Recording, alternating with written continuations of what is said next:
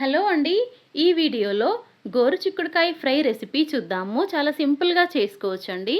లేత గోరుచిక్కుడైతే మనము కట్ చేసుకున్నా పర్వాలేదు. కొంచెం ముదిరిందైతే గనక ఇలాగా నార తీసుకోవాలి.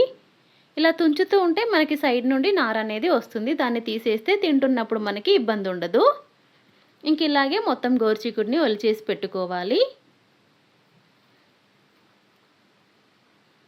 ఇప్పుడు ఇవి మునిగేంత వరకు నీళ్లు పోసేసి ఒక 2 స్పూన్ల ఉప్పు కూడా వేసేసి ఉడికించాలి. ఒక 10 నిమిషాల్లో ఉడికిపోతుంది. బాగా ఉడికిన తర్వాత నీళ్ళన్నీ వడగట్టేసి పక్కన పెట్టేసుకోండి. ఫ్రై కదా, నీళ్ళేమీ లేకుండా చూసుకోవాలి. డ్రైగా ఉంచుకోవాలి.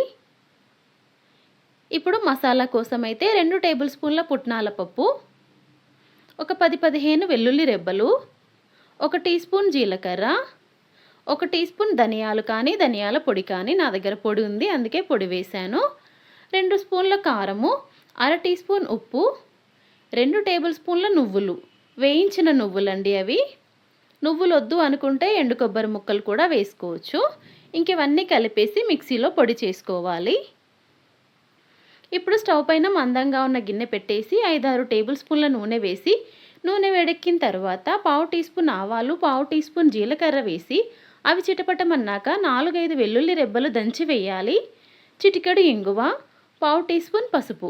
ఇంక ఇవన్నీ వేసేసి ఎక్కువసేపు ఉంచకూడదండి, మాడిపోతాయి. ఇంక వెంటనే గోరుచిక్కుడు ముక్కలు వేసేసి ఒక 2-3 నిమిషాల పాటు అలా వేగనివ్వాలి.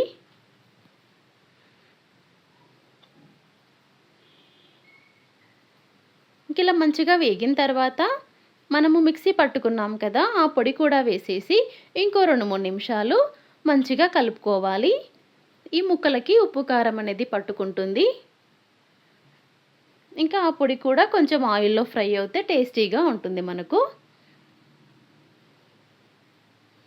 అంతే అండి, గ్యాప్ ఇచ్చుకుంటూ 4-5 నిమిషాల పాటు అలా కలుపుకుంటూ ఉన్నామంటే గోరుచిక్కుడు ఫ్రై అయితే రెడీ అయిపోయింది. అది ఒలుచుకోవడం ఒకటే కష్టమండి, మిగతాది మొత్తం చాలా సింపుల్. ఇంకా చివర్లో కొత్తిమీరాకు వేసేసి స్టవ్ ఆఫ్ చేసుకుంటే మనము రైస్తో అలా తింటుంటే చాలా బాగుంటుంది.